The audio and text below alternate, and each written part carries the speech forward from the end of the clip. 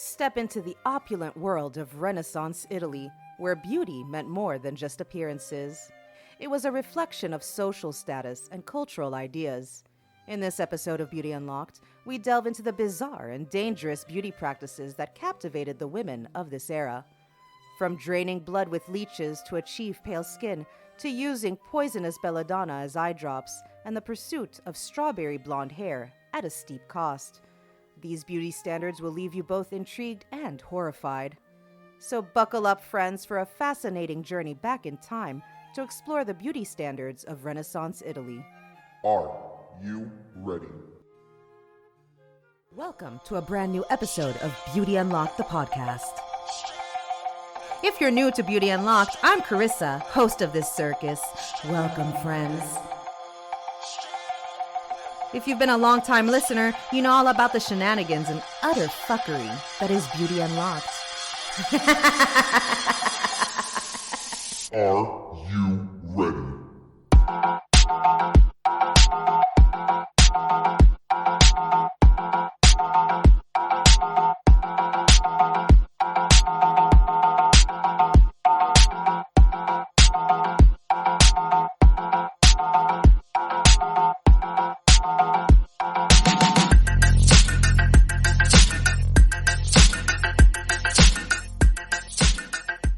Hey there, my sugar babies, and welcome back to another episode of Beauty Unlocked.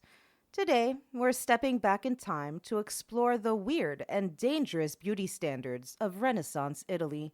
The Italian Renaissance, a period of culture, art, and sophistication that shaped Europe and marked the transition from the Middle Ages to modernity. From pale skin and rosy cheeks to putting poison in your eyes, get ready for a journey through the extraordinary and dangerous world of Renaissance beauty. Let's go.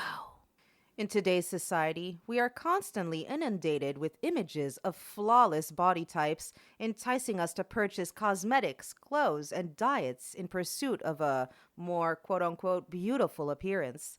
However, during the Renaissance period in Italy, the concept of beauty held a different significance for women.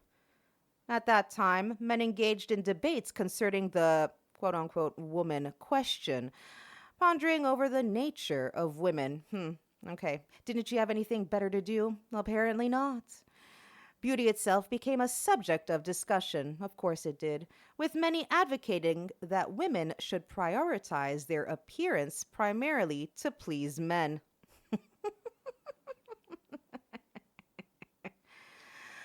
Oh my. Gradually, the notion of beauty transformed into a woman's responsibility rather than a mere attribute possessed by some individuals. Consequently, if a woman failed to meet the prevailing standards of beauty, it was considered a significant flaw in the context of marriage. Though the beauty standards of Renaissance Italy were not as aggressively imposed as today's, they still exerted considerable societal pressure on women. Women were not entirely shielded from the influence of contemporary beauty ideals, which placed expectations on them to conform to certain appearances. Wow, friends, it seems to me that not much has changed, actually. You see, the general consensus is that the Renaissance started from the late 14th century and ended in the 17th century. Now, obviously, it varied from country to country, but it finished the 17th century. And somehow, men have been discussing through centuries our beauty and talking about us. And today, you have entire podcasts that are dedicated to shitting on women, what they look like, and how they must conform. And it hasn't changed. It hasn't changed one bit. And I'm over here thinking, wow, instead of shitting all over women, how about y'all go and soap up that crusty ass of yours and think about your fucking appearance instead of always bashing us and telling us that we have to live up to this fucking standard. Only 4 minutes into the episode and I'm oh my, I am rattled at this point. Picture this, a society where women were meant to embody virtue and were often separated from men in public and at home. A woman's worth was tied to her relationship with men, be it God, her father, or her husband. What's more, her husband's status was a direct reflection of her behavior and looks. So it's no wonder that Renaissance ladies did everything they could to look healthy and beautiful, not just for their own sake, but for their husbands too. Pale skin and rosy cheeks were the epitome of beauty in Renaissance Italy, but achieving this look was no easy feat. Forget the countless blush options we have today. These women used leeches on their ears and cheeks to drain blood from their faces for that en vogue rosy glow. Unbelievable, right? But hold on, there's a catch. Overusing this beauty hack resulted in skin lesions, and to hide them, they adorned their faces with fabric cut into star or moon shapes. That's quite the commitment. And get this, egg whites and vinegar were also used to attain that coveted porcelain look. But the makeup game wasn't just about the cheeks. Affluent women would use saffron and expensive pink rouge to highlight their cheekbones, while the less fortunate opted for a more affordable, earthy red. Blondes had all the fun during the Renaissance, as they were the epitome of beauty. But what if you weren't naturally blonde? Well, fear not, for the ladies had their tricks. Saffron, onion, skin dyes, alum, sulfur, and soda were common hair lightening agents. But these concoctions required long hours in the hot sun to work their magic. And here's the twist. They also wanted to maintain that pale complexion. So they would sit down outside in heavy clothing and hats with the crowns cut out to let the sun bleach their hair. The result? Anything from platinum blonde to carrot top red, but also damaged and brittle hair. Oh my. Quick story time, my friends. So when I moved to Padova, many of you know it as Padua in Italy, I was looking for an apartment to rent, and my mom was there with me.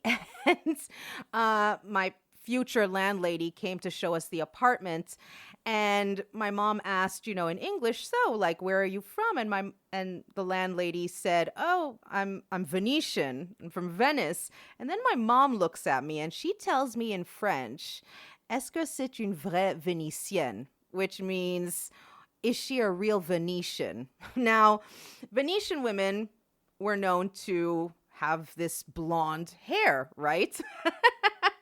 Basically, my mom was asking, does the carpet match the drapes?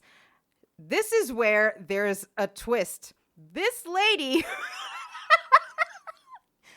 I'm telling you, my mom and I, seriously, the things, the shenanigans that we would say out loud. This lady then says, oh, you speak French. And then she proceeds to speak to us in French. You can only imagine the shock I was in. I just stayed there like silent and my eyes opened wide. And I was like, I want to go now.